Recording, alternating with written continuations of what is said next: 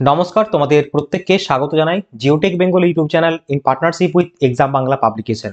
Bengal police GK express তোমাদের WP constable এবং Kolkata police constable 2024 পরীক্ষাকে টার্গেট করে আমাদের যে জিকের ক্লাস আসছে, আজকে তার 26 নম্বর ক্লাস নিয়ে চলে এলাম আমরা। তো প্রত্যেকদিন সন্ধ্যে 7টার সময় এক্সাম বাংলার অফিসিয়াল ইউটিউব চ্যানেলে বাছাই করা সেরা 30টি জিকে প্রশ্ন উত্তর উইথ এক্সপ্লেনেশন সহযোগে এই ক্লাস তোমাদের হচ্ছে, প্রত্যেকে জানো। যারা জানে না তাদের জন্য তোমাদের একটা কর্তব্য, আমি চাইবো তোমরা অবশ্যই তোমাদের ফ্রেন্ডদের সাথে এই ক্লাসটা শেয়ার করে দাও এক্ষুনি।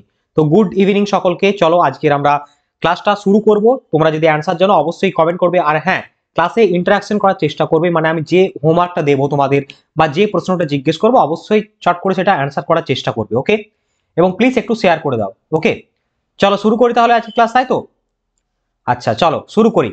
দেখো প্রথম প্রশ্ন কি বলছে, চন্দ্রগুপ্ত মৌর্য কোন ধর্ম অনুসরণ করতেন, অর্থাৎ কোন ধর্মের অনুরাগী বা অনুসারী ছিলেন তিনি বলতে হবে। চারটে অপশন রয়েছে, সঠিক উত্তর কোনটা হবে এখানে? সঠিক উত্তর হয়ে যাবে অপশন এ, জৈন ধর্ম। চন্দ্রগুপ্ত মৌর্য জৈন ধর্মের অনুসারী ছিলেন তিনি। তো দেখো, মগধের ইতিহাসে নন্দবংশকে পরাজয় করে কৌটিল্য চাণক্যের হাত ধরে চন্দ্রগুপ্ত মৌর্য শুরু করলেন মৌর্য সাম্রাজ্য, তাই তো? অপশন এ হবে আমার সঠিক উত্তর। এর পাশাপাশি আমরা দেখে নেব এক্সপ্লেনেশন। দেখো, চন্দ্রগুপ্ত মৌর্য 321 খ্রিস্টপূর্বাব্দে মৌর্য সাম্রাজ্য প্রতিষ্ঠা করেন। তিনি পাটলিপুত্রে তার রাজধানী স্থাপন করেছিলেন। তিনি উত্তর ভারত জয় করেন এবং আফগানিস্তানে নিয়ন্ত্রণ লাভ করেন। তার সাম্রাজ্য 4টি প্রদেশে ভাগ ছিল। সব থেকে ইম্পর্টেন্ট তোমাদের হয়ে যায় এই পাটলিপুত্রে তার রাজধানী, 321 খ্রিস্টাব্দে সিংহাসন আরোহণ অর্থাৎ মৌর্য সাম্রাজ্যের প্রতিষ্ঠা। তার মৃত্যুর পর তার পুত্র বিন্দুসার উত্তরাধিকারী হন। 24 বছর শাসনের পর তিনি তার পরবর্তী জীবনে জৈন ধর্ম গ্রহণ করেছিলেন।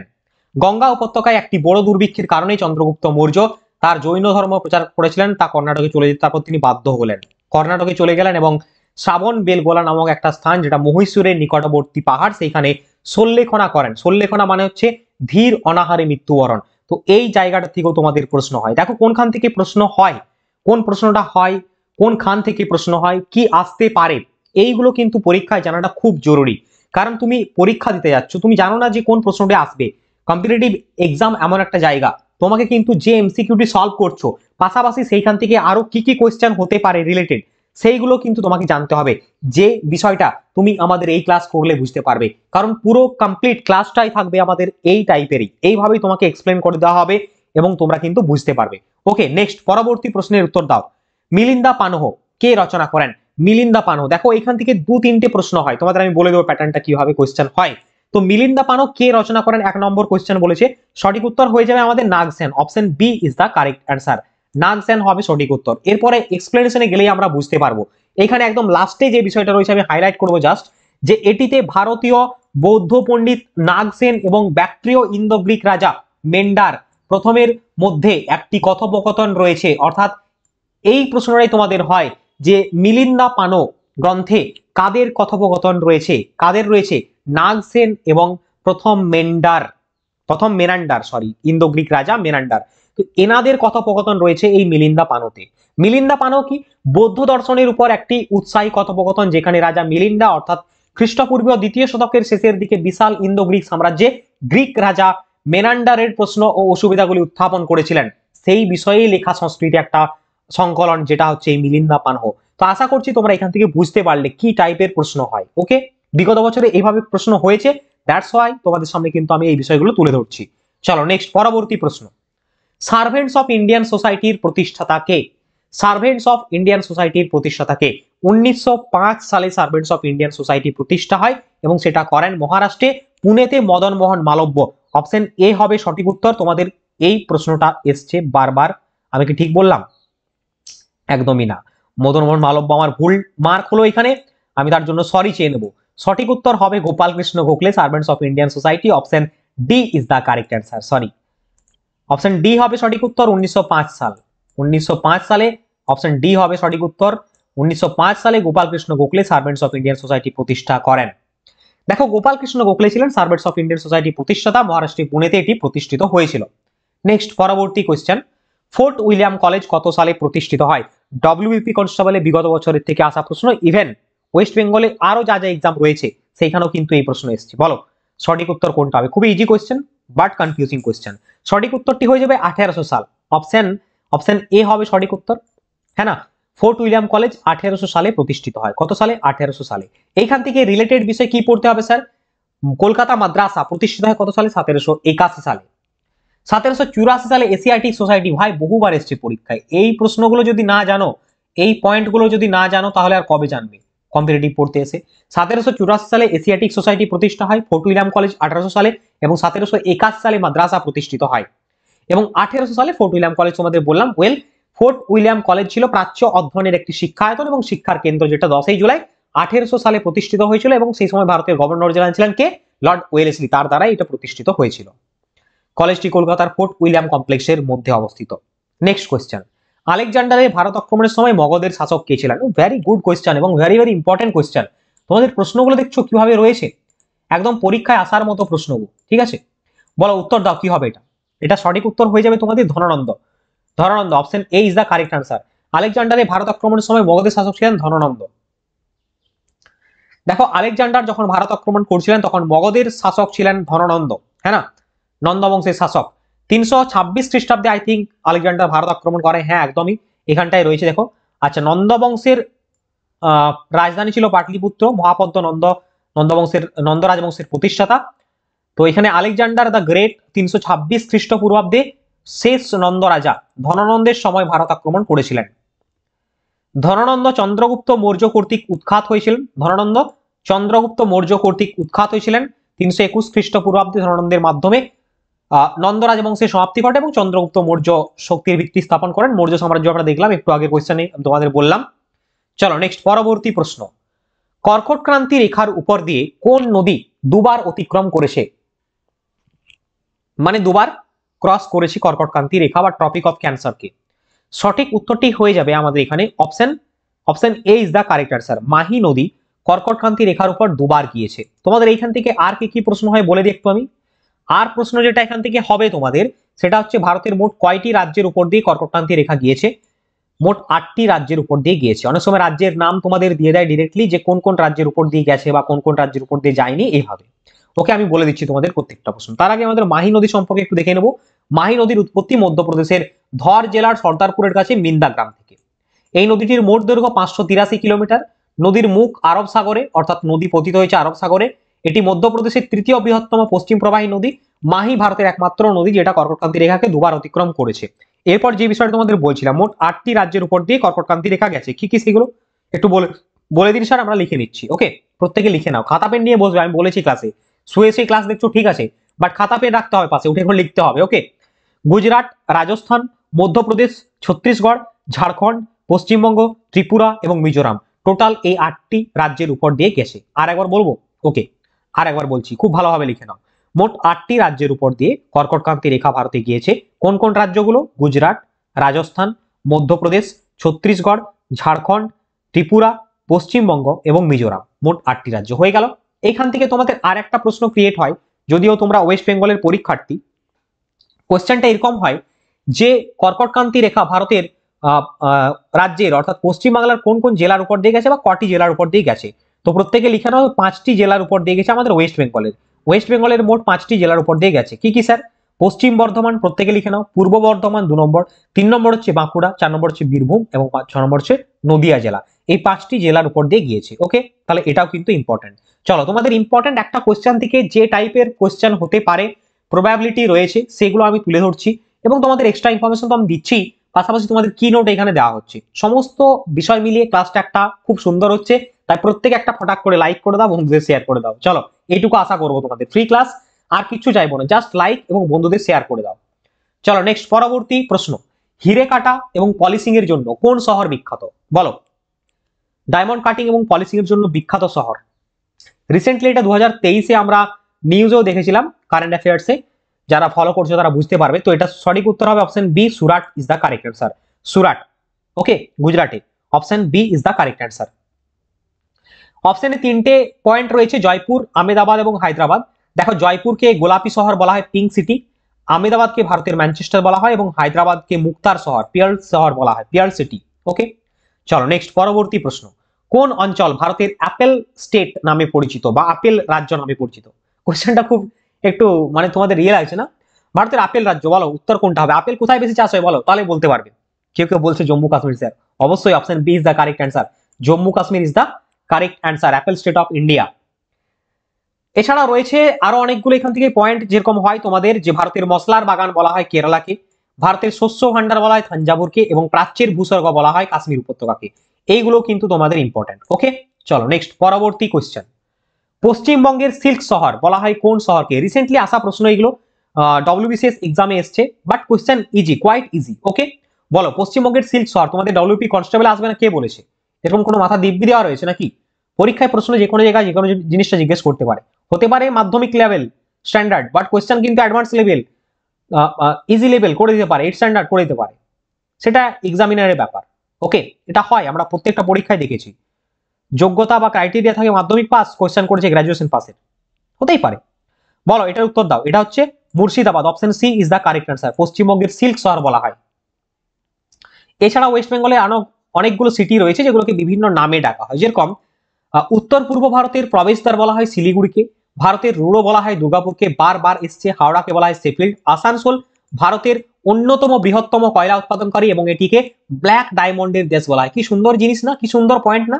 তোমরা পাচ্ছ এগুলো, এই যে পয়েন্টগুলো পাচ্ছ, খুব ভালোভাবে সুন্দরভাবে খাতায় কিন্তু নোট ডাউন করে নাও। একটা খাতা বানাও, সেই খাতায় সুন্দরভাবে জিকে খাতা ডব্লিউপি পরীক্ষার জন্য, এবং নোট ডাউন করে নাও। এইগুলোই তোমাদের কিন্তু কাজে লাগবে, এইগুলোই তোমাদের কিন্তু কাজে লাগবে, হ্যাঁ না? সুন্দরভাবে তোমরা এইভাবে নোট ডাউন করো, এইগুলোই তোমাদের পরীক্ষাতে কাজে লাগবে। ওকে, চলো নেক্সট পরবর্তী প্রশ্ন। রেগুর বা কালো মৃত্তিকা কোন রাজ্যে দেখা যায়? রেগুর বা কালো মৃত্তিকা কোন রাজ্যে দেখা যায় বলো, সঠিক অ্যান্সার কোনটা হবে? চারটে অপশন রয়েছে তোমাদের স্ক্রিনে। সঠিক উত্তর হয়ে যাবে রেগুর মৃত্তিকা দেখা যায় না বলেছে, তো বি সিরিয়াস, এই যায় না, এই যায় না দিয়ে কিন্তু প্রশ্নগুলো তোমাদের গুলিয়ে ফেলে। তোমরা ভাবছো যাই বলেছে ফট করে মহারাষ্ট্র করে দিলে, দেখাচ্ছে চোখের সামনে, but this is wrong, this is wrong. সঠিক উত্তর তোমাদের হয়ে যাবে অপশন সি। পশ্চিমবঙ্গে কিন্তু কালো মাটি বা রেগুর মৃত্তিকা দেখা যায় না। এই চারটে অপশনের মধ্যে পারফেক্ট সেট হচ্ছে, option C is the correct answer. Regur মাটি সম্পর্কে আমরা একটু দেখবো। কালো মাটি ব্ল্যাক সয়েল নামে পরিচিত, তো এটি হচ্ছে কার্পাস চাষের জন্য বেটার। তো ভারতের কালো মাটি সাধারণত কালো তুলা মাটি বা রেগুর মৃত্তিকা নামে পরিচিত। কালো মাটি তুলা মাটি নামে পরিচিত কারণ তুলা একটি গুরুত্বপূর্ণ ফসল যা এই ধরনের মাটিতে বেশিরভাগ হয়ে থাকে। কালো মাটি তুলা, তৈলবীজ, গম, তিসি, বাজরা, তামাক উৎপাদনের জন্য অনেক ভালো। এছাড়াও এই রেগুর মৃত্তিকা দেখা যায়, দেখো এখানে কোন কোন জায়গায়, গুজরাট, মধ্যপ্রদেশ, মহারাষ্ট্র, এই সমস্ত জায়গায় বেশি পাওয়া যায়। এছাড়া তামিলনাড়ু, অন্ধ্রপ্রদেশ, কর্ণাটক অর্থাৎ প্লেটু এরিয়াতে বেশি পাওয়া যায়, উপদ্বীপীয় মালভূমিতে বেশি পাওয়া যায়। এখানে পটাশ, চুন সমৃদ্ধ, কার্বনেট সমৃদ্ধ মাটি, বাট ফসফরাসের পরিমাণ কম রয়েছে, এবং কালো মাটি প্রচুর পরিমাণে আর্দ্রতা ধরে রাখতে পারে। হলো, চলো নেক্সট পরবর্তী। কি ক্লাস ভালো লাগছে প্রত্যেকের? না লাগলে বলে দাও, লিখে দাও কমেন্টে যে স্যার ভালো লাগছে না ক্লাস। চলো নেক্সট প্রশ্নের উত্তর দাও। কোন ধারায় আওতায় ভারতের সংবিধানে অনুদান সহায়তা? অনুদান সহায়তা মানে এখানে গ্র্যান্টস ইন এইডস বলা হচ্ছে, যার ইংলিশ তর্জমা। তো এখানে গ্র্যান্টস ইন এইডস অর্থাৎ অনুদান সহায়তা, এড যেটা দেওয়া হয় সেটা হচ্ছে ভারতের সংবিধানের 375 নম্বর ধারা এবং 382 রয়েছে। আমি বলে দিচ্ছি পুরো বিষয়টা। 375 রয়েছে, এটা সঠিক উত্তর এখানে অপশন অনুযায়ী হয়ে যাবে। এখানে দেখো প্রয়োজনের সময় রাজ্যগুলিকে কেন্দ্রীয় সরকার থেকে প্রাপ্ত অনুদানের সাথে ধারা 275 সম্পর্কিত, অর্থাৎ যখন কোনো স্টেটকে সেন্ট্রাল থেকে যখন গ্র্যান্ট ইন এইড দেওয়া হচ্ছে সেইটা হচ্ছে 275 নম্বর আর্টিকেল, আর যখন কেন্দ্র এবং রাজ্য উভয়কেই দেওয়া হচ্ছে তখন সেটা হচ্ছে 282 নম্বর আর্টিকেল। তাহলে মাথায় রাখবে এই দুটো আর্টিকেলই, যেটা অপশন থাকবে সেইভাবে কিন্তু উত্তর দেওয়ার চেষ্টা করবে। নেক্সট পরবর্তী প্রশ্ন। রাষ্ট্রপতিকে শপথ বাক্য পাঠ করার নিম্নের কে? প্রধান বিচারপতি, স্পিকার, উপরাষ্ট্রপতি, প্রধানমন্ত্রী। রাষ্ট্রপতিকে শপথ বাক্য পাঠ, হ্যাঁ হ্যাঁ আমরা জানি যে রাষ্ট্রপতি অনেক লোককে শপথ বাক্য পাঠ করান, যেরকম সুপ্রিম কোর্টের বিচারপতি, চিফ জাস্টিস অফ ইন্ডিয়া, হ্যাঁ না, প্রধানমন্ত্রী, এগুলো হয়, বাট রাষ্ট্রপতিকে কি পাঠ করান বলো? সঠিক উত্তরটি হয়ে যাবে চিফ জাস্টিস অফ ইন্ডিয়া, প্রধান বিচারপতি। এই মুহূর্তে চিফ জাস্টিস অফ ইন্ডিয়া কে রয়েছে বলো? প্রত্যেকের হোমওয়ার্ক দিয়ে দিই নাকি এটা? একদম। তো dear student, each and every one, তোমরা প্রত্যেকে কমেন্ট করে জানাবে যে ভারতের এই মুহূর্তে চিফ জাস্টিস কে রয়েছেন। ভারতের প্রধান বিচারপতি ভারতের রাষ্ট্রপতির শপথ বাক্য পাঠ করান, যদি তিনি অনুপস্থিত থাকেন তাহলে সুপ্রিম কোর্টের যে কোনো বয়োজ্যেষ্ঠ বা বরিষ্ঠ বিচারক এই ভূমিকা পালন করে থাকেন। ভারতীয় সংবিধানের 53 নম্বর ধারায় রাষ্ট্রপতির দায়িত্ব নিয়ে বলা আছে। 61 নম্বর আর্টিকেলটা আমার মাথায় সবসময় আসে রাষ্ট্রপতির কথা এলেই, কারণ এইখানে কি রয়েছে, 61 নম্বর আর্টিকেলে রাষ্ট্রপতির অপসারণ বা ইমপিচমেন্টের বিষয়টি জড়িত। খুব ভালোভাবে এগুলো নোট ডাউন করে লিখে নাও সুন্দরভাবে। চলো নেক্সট পরবর্তী প্রশ্ন, ভারতীয় সংবিধানের নিচের কোন অনুচ্ছেদে আনন্দের মতবাদ, আরে বাবা আনন্দের মতবাদ আবার কি উল্লেখ আছে, বলো ডক্টরাইন অফ প্লেজার। ডক্টরাইন অফ প্লেজার এই বিষয়টি উল্লেখ আছে ভারতের সংবিধানের কত নম্বর ধারায়, ভারতীয় সংবিধানের 310 নম্বর আর্টিকেলে। বিষয়টা বলে দিচ্ছি, চাপ নেওয়ার কোনো কারণ নেই, তোমাদের বিষয়টা আমি বলে দিচ্ছি খোলসা করে এখানে। আচ্ছা এখানে বিষয়টি হচ্ছে এরকম যে ভারতের প্রধান বিষয়টা এই বিষয়টা ভারতের 310 নম্বর অনুচ্ছেদে এই বিষয়টা লেখা আছে যে কিছু পোস্ট রয়েছে, বিভিন্ন ভারত সরকারের পোস্ট রয়েছে, সেটা সিভিল সার্ভিস হতে পারে বা প্রতিরক্ষা বিষয় হতে পারে বা অন্য বিষয়, সেইখানে কিন্তু মানে রাষ্ট্রপতির প্লেজার, রাষ্ট্রপতির খুশি মতো তারা কিন্তু পদে আসীন থাকেন এবং যে কোনো সময় তাদের পদ কিন্তু চলে যেতে পারে, এইরকম বিষয়টাই রয়েছে। হ্যাঁ না, এরকম বিষয়টাই রয়েছে। তো এটা হচ্ছে ডক্টরাইন অফ প্লেজার, এটা কিন্তু ব্রিটেনের সংবিধানে খুব ভালোভাবে উল্লেখিত আছে, এটা ইংলিশ ল এবং সেটা আমাদের ভারতের আর্টিকেলে 310 নম্বর ধারায় রয়েছে। নেক্সট, নিম্নলিখিত কোনটি ভারতের অফিসিয়াল নথি, ভেরি গুড কোয়েশ্চেন, এই মুহূর্তে আলোচ্য বিষয় বাজেট চলছে, পার্লামেন্ট সেশন চলছে, মানে আসবে এই ধরনের প্রশ্ন। তো ভারত সরকারের অফিসিয়াল নথি হচ্ছে শ্বেতপত্র, হোয়াইট পেপার, অপশন এ হবে সঠিক উত্তর। এখানে হোয়াইট বুক আবার বলে দিও না, তাহলে অন্য জায়গায় তুমি শিফট করে যাবে। আমি পুরো বিষয়টা তোমাদের দেখিয়ে দিই। বিভিন্ন দেশের সরকারি ঘোষণাপত্র, খুব মনোযোগ দিয়ে দেখবে, আমি তোমাদের এখানে অনেকগুলো গুরুত্বপূর্ণ পয়েন্ট হাইলাইট করব। ব্লু বুক এটা গ্রেট ব্রিটেনের, ওয়েল অরেঞ্জ বুক হচ্ছে নেদারল্যান্ডের, তাহলে ব্লু বুক বা নীল বই গ্রেট ব্রিটেন, অরেঞ্জ বুক নেদারল্যান্ড, গ্রিন বুক সবুজ বই ইতালি এবং ইরানের, হোয়াইট পেপার ভারতের, ইয়েলো বুক ফ্রান্সের, হোয়াইট পেপার কার বললাম ভারতের। আর একটা জিনিস আসছে দেখো এইখানটায় দেখতে পাচ্ছ, তোমাদের এইগুলোর জন্যই তো ক্লাস করতে হবে, আর কিছুই নয়।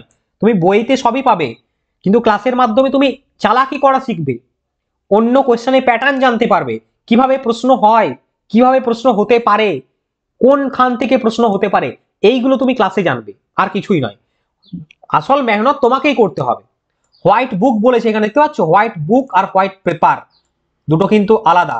হোয়াইট পেপার এলেই ভারত চলে আসবে, হোয়াইট বুক বললেই চীন, পর্তুগাল, জার্মানি চলে আসবে, ঠিক আছে, খুব ভালোভাবে মনে রাখবে। আচ্ছা গ্রে বুক হচ্ছে বেলজিয়ামের। ওকে চলো নেক্সট পরবর্তী কোশ্চেন, ভারতের মূল সংবিধানে কতগুলি ধারা এবং তপশিলি ছিল। মূল সংবিধান মানে স্যার, মানে সেই সংবিধান যখন তৈরি হয়েছিল সেই সময় অ্যাট ফার্স্ট ভারতের সংবিধানে আর্টিকেল এবং তপশিলি বা শিডিউল কতগুলো ছিল সেটা তোমাকে বলতে হবে।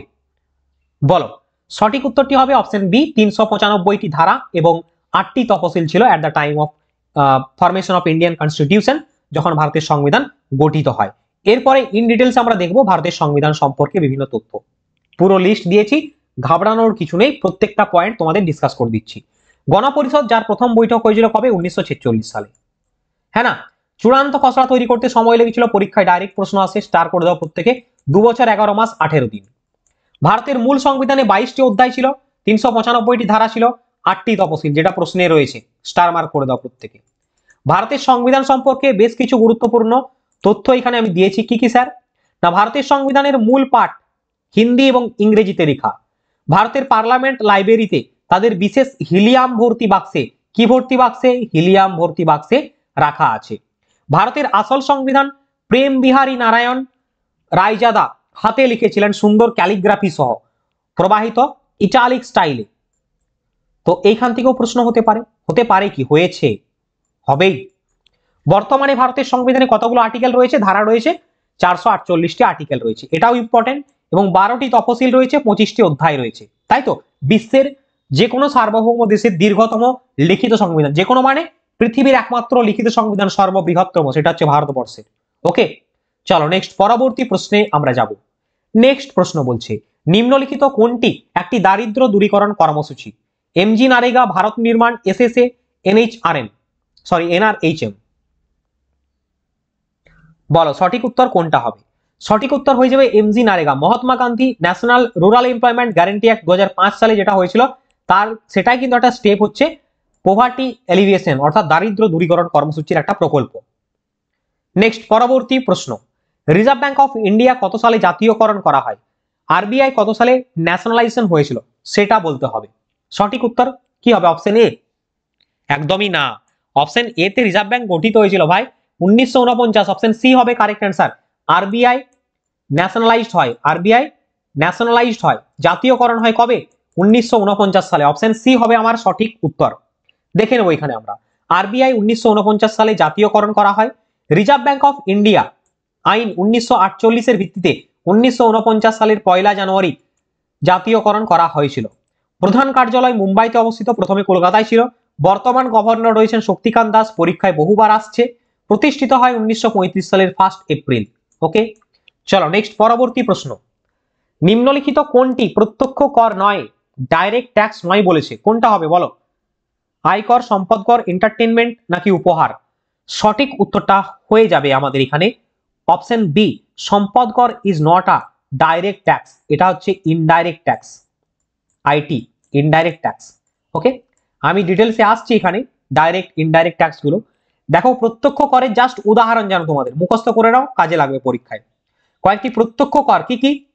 কর্পোরেট ট্যাক্স, ন্যূনতম বিকল্প কর, লভ্যাংশ বিতরণ, সুরক্ষা লেনদেন কর, মূলধন লাভ কর, এইগুলো সব প্রত্যক্ষ কর। সম্পদ কর প্রত্যক্ষ কর, অপ্রত্যক্ষ কর, সরি, সম্পদ কর অপ্রত্যক্ষ। তো পরোক্ষ কর যেগুলো হচ্ছে পরোক্ষ কর, সেগুলো হচ্ছে পরিষেবা পণ্য কর মানে জিএসটি, আবগারি শুল্ক, বিক্রয় কর, সম্পদ কর, এগুলো হচ্ছে ইনডাইরেক্ট ট্যাক্স। তাহলে পণ্য পরিষেবা যেহেতু এসছে, জিএসটি আসছে, জিএসটি এসছে মানে আমাকে কিছু জিনিস আলোচনা করতে হবে। জিএসটি একটি ইনডাইরেক্ট ট্যাক্স, যেটি ভারতে এক্সাইজ শুল্ক, মূল্য সংযোজন কর এবং পরিষেবা করের মতো অনেক পরোক্ষ করে প্রতিস্থাপন করে। এটি 29তম দ্রব্য পরিষেবা আইন 2007 সালে সংসদে পাস হয়, 1 জুলাই 2007 থেকে কার্যকরী হয়। তাহলে 2017 সাল থেকে এটা ইমপ্লিমেন্ট হয় জিএসটি। চলো নেক্সট পরবর্তী কোশ্চেন। নিম্নলিখিত কোনটি কেন্দ্রীয় বাজেটের অংশ? কেন্দ্রীয় বাজেটের অংশ বলেছে, হ্যাঁ, রেলওয়ে, মিউনিসিপ্যালিটি, পঞ্চায়েত, পোস্ট এবং টেলিগ্রাফ। কেন্দ্রীয় বাজেটের অংশ, আচ্ছা এইখানে কিন্তু একটু গোলমেলে হবে আমার মনে হচ্ছে। কেন্দ্রীয় বাজেটের অংশ বলেছে পোস্ট এবং telegraph, obviously this is correct answer, no doubt. But এই মুহূর্তে রেলও কিন্তু কেন্দ্রীয় বাজেটে ঢুকেছে, অর্থাৎ এর জন্য কিন্তু আলাদা বাজেট নেই। আফটার 2017 অর্থাৎ 2018 থেকে অনওয়ার্ডস এটা কিন্তু এমনি নর্মাল বাজেটের সাথে আসছে, রেলের আলাদা বাজেট হয় না আর। ঠিক আছে, এই বিষয়টা মাথায় রেখো। তো অপশন দেখে ব্যবস্থা করবে। এই মুহূর্তে এখন আমরা অপশন ডি কে চুজ করছি। তো 2017 সালে কেন্দ্রীয় সরকার রেল বাজেটকে কেন্দ্রীয় বাজেটের সাথে একভূত করেছিল। ভারতীয় সংবিধানের 112 নম্বর আর্টিকেলে রয়েছে রাষ্ট্রপতি লোকসভায় বাজেট পেশ করবেন 1 বছরের লেনদেন বার্ষিক আর্থিক বিবৃতিকে। বাট তিনি তো আর করেন না, তার রিপ্রেজেন্টেটিভ হিসাবে 7 নম্বর ধারা অনুযায়ী কেন্দ্রীয় অর্থমন্ত্রীকে বাজেট তৈরি ক্ষমতা দিয়েছেন। নেক্সট, নিম্নের কে ভারতে পঞ্চায়েতি রাজ ব্যবস্থার তদারকি করেছিলেন? তদারকি করেছিলেন কে হবে? মহান ব্যক্তি মহাত্মা গান্ধী ছাড়া কে হয় এগুলো? Option B is the correct answer, option B is the correct answer. পঞ্চায়েতি রাজ বলতে গ্রামীণ ভারতের গ্রামগুলির স্বস্বায়ত্ত শাসনকে বোঝায়। এই 1993 সালে পাস হয়েছিল এটা, হ্যাঁ না, এবং 57 সালে বলবন্ত রায় মেহতা কমিটির সাথে যুক্ত ছিল। সাইলেন্ট ভ্যালি আন্দোলন কোথায় হয়েছিল? সাইলেন্ট ভ্যালি আন্দোলন কোথায় হয়েছিল বলো? সাইলেন্ট ভ্যালি আন্দোলন এটা হয়েছিল, সঠিক উত্তরটি হয়ে যাবে কেরলে, option C is the correct answer. Next পরবর্তী প্রশ্ন। ভারতের বৃহত্তম বায়োস্ফিয়ার রিজার্ভ কোনটি? Nilgiri, Andaman Nicobar, gulf of Mannar, Panna. তো ভারতের বৃহত্তম বায়োস্ফিয়ার রিজার্ভ বললে আমার উত্তরটি হবে gulf of Mannar, option C is the correct answer. যদি প্রথম বায়োস্ফিয়ার রিজার্ভ বলতো তাহলে আমার উত্তরটি যেত নীলগিরির দিকে, তাই তো। এবং ভারতে বায়োস্ফিয়ার রিজার্ভের সংখ্যা ঘটে এই মুহূর্তে মোট 18টি বায়োস্ফিয়ার রিজার্ভ রয়েছে এবং ইউনেস্কো স্বীকৃত বায়োস্ফিয়ার রিজার্ভের সংখ্যা হচ্ছে 12টি। ওকে, 12টি ইউনেস্কো স্বীকৃত। নেক্সট কোয়েশ্চেন, কিসের কারণে কোন জলাভূমির বিওডি বৃদ্ধি পায়? তার আগে তোমাকে জানতে হবে যে বিওডি মানে কি। আমি বলে দিচ্ছি, প্রত্যেকে ভালোভাবে শুনে নাও। বিওডি মানে হচ্ছে biological oxygen demand, BOD, biological oxygen demand. অনেক সময় এখান থেকেও এমসিকিউ করে দেয় যে বিওডির ফুল ফর্ম কি। তাহলে কিসের কারণে জলাভূমির বিওডি বৃদ্ধি পায়? বায়োলজিক্যাল অক্সিজেন ডিমান্ড কেন বৃদ্ধি পাবে? যখন কোনো জলাশয় বা পুকুরে যখন আমরা অতিরিক্ত নোংরা ফেলবো, হ্যাঁ না, সিওয়েজ ফেলবো, নর্দমার জল ইত্যাদি আমরা সেখানে নোংরা অপরিষ্কার করে দিই, দূষিত করে দিই, তার ফলে কি হবে? সেখানে যে সমস্ত জীবগুলো রয়েছে তারা বেঁচে থাকার জন্য ফাইট করবে, ফলে অক্সিজেন লেভেল লো হয়ে যাবে। তার ফলে সেই সমস্ত উদ্ভিদ বা প্রাণীগুলো বেঁচে থাকার জন্য তাদের অক্সিজেনের ডিমান্ড বাড়বে। অক্সিজেনের ডিমান্ড বাড়লে কি হবে? তখনই আসবে বায়োলজিক্যাল অক্সিজেন ডিমান্ড, বিওডি, হ্যাঁ না। তাহলে বায়োলজিক্যাল অক্সিজেন ডিমান্ড কেন আসছে? যখন আমরা দূষিত করে দিচ্ছি, নর্দমার জল যখন ফেলে দিচ্ছি, অপশন সি হবে আমার সঠিক উত্তর, অপশন সি হবে আমার সঠিক উত্তর। এখানে আরেকটা বিষয়, বিওডি দ্রবীভূত অক্সিজেনের সাথে একটি বিপরীত সম্পর্ক রয়েছে, অর্থাৎ বেশি বায়োলজিক্যাল অক্সিজেন ডিমান্ড মানেই দ্রবীভূত অক্সিজেনের হ্রাস নির্দেশ করে। অর্থাৎ বিওডি যত ইনক্রিজ হবে, বিওডি ডিমান্ড যত বাড়ছে মানে অক্সিজেন লেভেল তত কমছে, বিওডি যত কমছে অক্সিজেন লেভেল তত বেটার আছে, হ্যাঁ না? চলো নেক্সট, ইউনাইটেড নেশনসের স্থিতিশীল উন্নয়নের মোট কয়টি গোল রয়েছে? ইউনাইটেড নেশনস স্থিতিশীল উন্নয়নের মোট কয়টি গোল রয়েছে? তো টোটাল 17টি গোল রয়েছে, অপশন সি হবে আমার কারেক্ট অ্যান্সার। ওকে, নেক্সট পরবর্তী কোশ্চেন, ভূপৃষ্ঠ থেকে ট্রপোস্ফিয়ারের সর্বোচ্চ উচ্চতা কত? ভূপৃষ্ঠ থেকে ট্রপোস্ফিয়ারের সর্বোচ্চ উচ্চতা কত?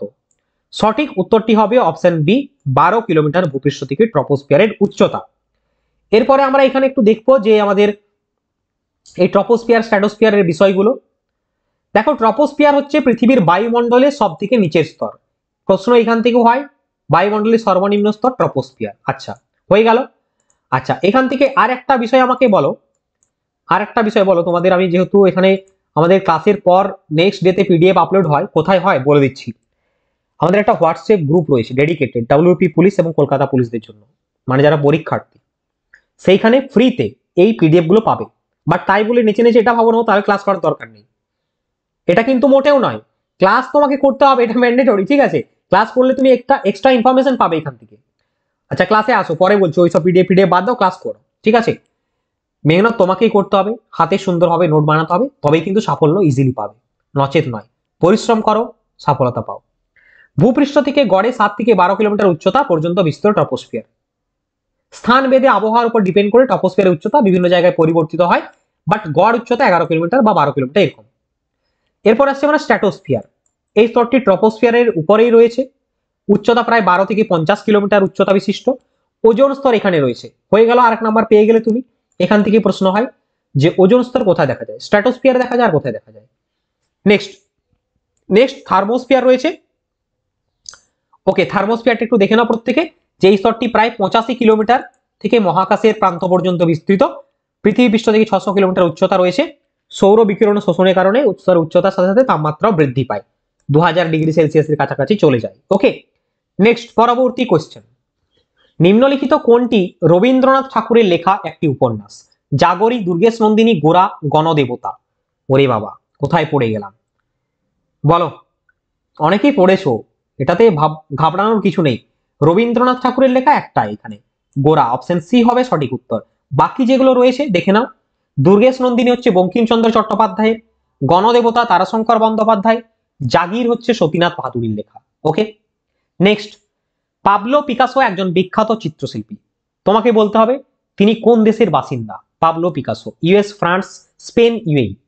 সঠিক উত্তরটি বেছে নেব আমরা অপশন সি কে, স্পেন হবে আমার সঠিক উত্তর। পাবলো পিকাসো গুয়ের্নিকা শুধুমাত্র পিকাসোর সবচেয়ে বিখ্যাত কাজই নয়, এটি বিশ্বের সবচেয়ে বিখ্যাত চিত্রকর্মগুলোর একটি, মানে এটা একটা তার চিত্রকর্ম। এটি স্প্যানিশ গৃহযুদ্ধের সময় 1937 সালে এপ্রিল মাসে তিনি কিন্তু একটি যে বোমা হামলা হয়েছিল তার উপর ডিপেন্ড করে এই চিত্রটা নির্মাণ করেছিলেন পাবলো পিকাসো। পরবর্তী কোশ্চেন তোমার সামনে, তোমার স্ক্রিনে, রসায়নের রাজা নিচের কোন পদার্থকে বলা হয়? সায়েন্সের কোশ্চেনে চলে এলাম। স্যার সায়েন্সের প্রশ্ন আছে কেন? ডাব্লিউপি তে কি সায়েন্সের প্রশ্ন আসে না? সমস্ত বিষয় থেকে প্রশ্ন রেখেছে, খুব ভালোভাবে দেখো। ইতিহাস, ভূগোল, static GK, current affairs, Indian polity, Indian economy, geography, সমস্ত জায়গা থেকে কোশ্চেন। চাপ নেওয়ার কিছু নেই। এই ধরনের ক্লাসগুলো তোমরা অ্যাটেম্প করলে আমি গ্যারান্টি তোমরা কিন্তু পরীক্ষায় খুব ভালো ফলাফল করবে আর কমনও পাবে। রসায়নের রাজা H2SO4 কে বলা হয় স্যার, অপশন বি হবে সঠিক উত্তর। সালফিউরিক অ্যাসিডকে অ্যাসিডের রাজা বা রসায়নের রাজা বলা হয়।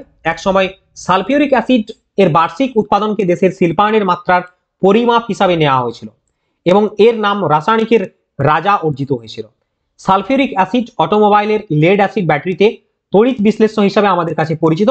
আর একটা কোশ্চেন হয় যে কোথায় সব থেকে বেশি H2SO4 পাওয়া যায়? গাড়ির ব্যাটারিতে কিন্তু H2SO4 থাকে। ওকে, নেক্সট, পর্যায় সারণীর কোন পর্যায়ের মৌলকে বলে আদর্শ মৌল? আদর্শ মৌল বলা হয় কোন মৌলকে বলো?